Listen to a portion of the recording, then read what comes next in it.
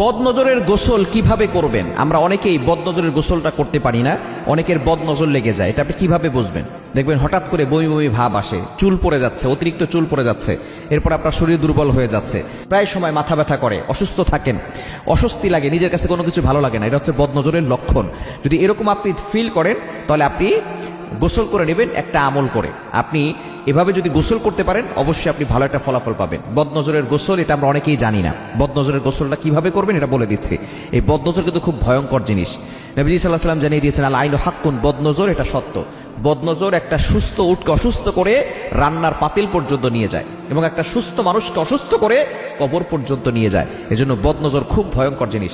আমরা অনেকে show off করি, এটা করি সেটা করি, এটার পোস্ট দেই সেটার পোস্ট দেই, মানুষকে ভাব দেখাই এই আছে সেই আছে। এত কিছু দেখাতে যাবেন না, প্রাইভেট জিনিসগুলো গোপন রাখেন, কারণ অনেকের বদনজর লেগে যেতে পারে। অনেকের চোখ খারাপ, চোখ দিয়ে আপনাকে বাজে মন্তব্য করবে, দেখা যাবে যে আপনার বদনজর লেগে গেছে। এই জন্য এই বেশি শো অফ করতে যাবেন না। বর্তমানে বদনজরের যুগে আপনি শো অফ করতে যাবেন না। আপনি বদনজরের গোসলটা কিভাবে করবেন এটা বলে দিচ্ছি। প্রথমে আপনি অজু করে নেবেন। অজু করে আপনি একটা বালতিতে কিছু পানি নেবেন। এটা অবশ্যই টয়লেটে বসে করবেন না, টয়লেটের বাইরে বসে করবেন, কারণ বর্তমানে অ্যাটাচ টয়লেট বর্তমানে প্রত্যেকটা ঘরে ঘরে আছে, অ্যাটাচড বাথরুম আছে না। তো ওই বাথরুম থেকে বের হয়ে যদি আপনি আপনার একটা বালতি নিয়ে অজু করে আমলটা করতে হবে। অজু করে একটা বালতিতে পানি নিয়ে পবিত্র পানি নেবেন, এরপর আপনার 2 হাত বালতির ভিতরে দিবেন, অথবা বড় বল নিতে পারেন, অনেক গামলা আছে সেগুলো নিতে পারেন।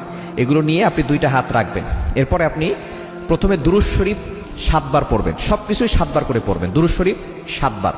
কোন দুরূদ পড়বেন? দুরূদ ইব্রাহিম, যেটা আমরা নামাজের ভিতরে পড়ি। আল্লাহুম্মা সাল্লি আলা মুহাম্মাদ ওয়া আলা আলি মুহাম্মাদ কামা সাল্লাইতা আলা ইব্রাহিম ওয়া আলা আলি ইব্রাহিম ইন্নাকা হামিদুম মাজিদ। আল্লাহুম্মা বারিক আলা মুহাম্মাদ ওয়া আলা আলি মুহাম্মাদ কামা বারাকতা আলা ইব্রাহিম ওয়া আলা আলি ইব্রাহিম ইন্নাকা হামিদুম মাজিদ। এটা 7 বার পড়বেন। এরপরে আপনি সূরা ফাতিহা পড়বেন 7 বার। এরপরে আয়াতুল কুরসি পড়বেন 7 বার।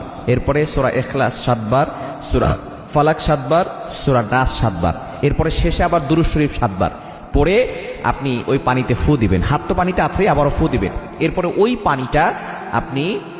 পানিটা দিয়ে আপনি পানি অ্যাড করতে পারেন, অথবা ওই পানি দিয়ে আপনি গোসল করবেন। গোসল করলে ইনশাআল্লাহ আপনার বদনজরের গোসল হয়ে যাবে। এই গোসলটা করলে আপনি বদনজর থেকে বেঁচে যাবেন। এবং নতুন করে যাতে করে কেউ বদনজর করতে না পারে এই ক্ষেত্রে আপনি 5 ওয়াক্ত নামাজ পড়বেন এবং আয়াতুল কুরসি আর 4 কুল সূরা কাফিরুন, ইখলাস, ফালাক, নাস এটা পড়ে আপনি আপনার বুকে ফু দিবেন আর হাতে ফু দিয়ে পুরো শরীরে হাত বুলিয়ে দিবেন।